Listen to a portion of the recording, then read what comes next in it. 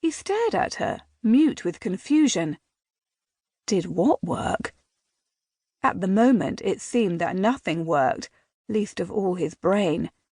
Shock had frozen his limbs. He certainly couldn't force an answer from his lips. Stepping back, she crossed her arms over her crimson velvet dressing gown and surveyed his form boldly. As her gaze travelled downward, Jeremy grew uncomfortably aware of his own dishabille, from nightshirt to worn breeches to bare feet. A satisfied smile spread across her face. "It must have worked. You did pull me into your bedchamber." She reached for the door handle. "Very well, Jemmy. I suppose that's enough practice. I'll see you at breakfast." She cracked open the door. Jeremy put out a hand and slammed it shut. Shooting him a glare, she grasped the handle with both hands and tugged. "I beg your pardon, I'll be on my way then."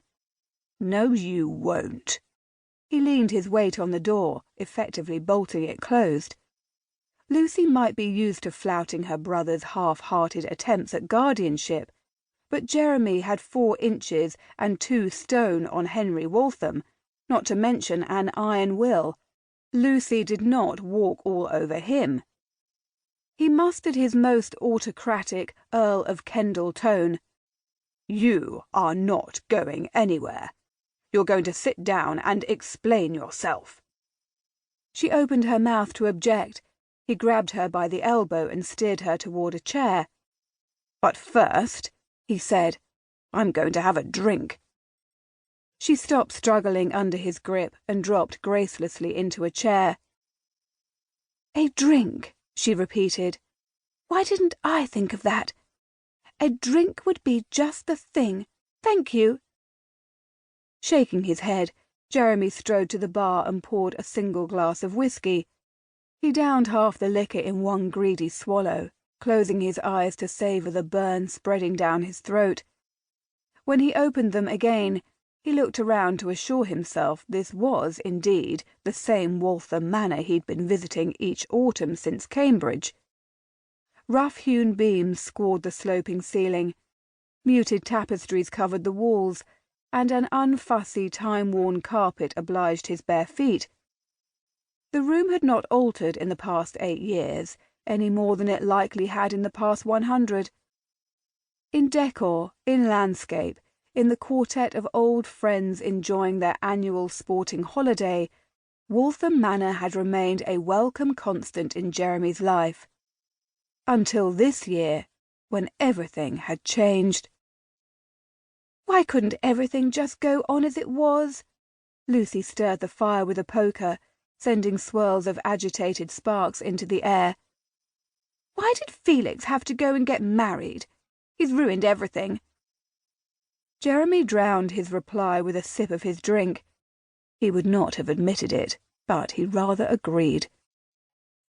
"It was all right when Henry got married," she continued. "Marianne's so busy with the children. At least she stays out of the way. But that shrew Felix married is going to expect to be entertained.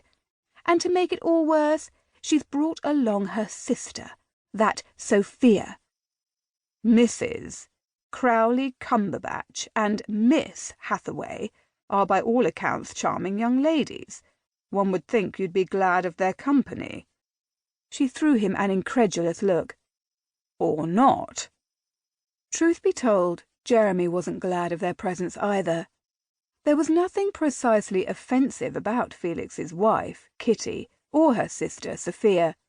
To the contrary, Sophia Hathaway was the epitome of an inoffensive, well-bred society beauty, a bit of meringue, insubstantial, but pleasing enough, if one's tastes ran to sweet, as Toby's apparently did.